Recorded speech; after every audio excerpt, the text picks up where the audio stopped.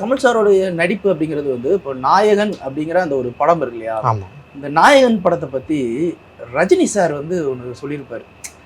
நீங்கள் பழைய இன்டர்வியூஸில் கூட பார்த்தீங்கன்னா வாசு சார் சொல்லியிருப்பார். அதில் என்ன சொல்லியிருக்காருன்னா, சார் நான் நாயகன் ஒரு படம் பார்த்தேன், சூப்பராக இருந்துச்சு. அப்படியா, இந்த நானும் போய் பார்க்குறேன் அப்படின்னு சொல்லிட்டு ரஜினி சார் போய் பார்த்துட்டு வந்துட்டு நைட்டு உட்காந்துருக்காரு. வாசு, நானும் நீங்கள் சொன்ன மாதிரி படம் பார்த்தேன், நைட்டு ஃபுல்லாக உட்காந்தேன்.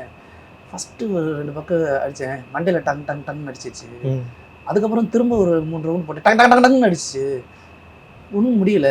திரும்ப அடிச்சு டங் டங் டங்னு அடித்தேன், அப்புறம் முடியல.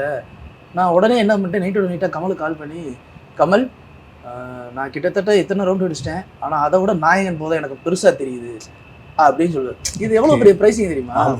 அப்போ 2 பேருமே ஹை அண்ட் காம்படிட்டிவான ஆட்டு. ஆனால் அவங்களுக்குள்ள அந்த போட்டி பொறாமை எதுவுமே இல்லை, எதுவுமே கிடையாது. இப்போ அவங்க 2 அப்படி வந்து ஒரு ரஜினி சார் வந்து ஒரு நாயகன் பார்த்துட்டு அவளுக்கு பாராட்டுறாரு அப்படின்னா, அப்படிப்பட்ட மணிரத்னம் கமலோடைய காம்போ 36 வருடத்துக்கு பிறகு உள்ள வருது அப்படின்னா, அந்த செல்லுலைட் மூவியோடைய வேல்யூ என்னன்னு நீங்கள் பார்த்துக்கோங்க. ஆமாம் ஆமாம். ஸோ அந்த ஒரு படம் அதில் வந்து அடுத்த ஒரு லெகசியை ஒன்றும் கொண்டு வர்றாரு. அவரும் ஒன்றும் சாதாரண ஆள்லாம் கிடையாது.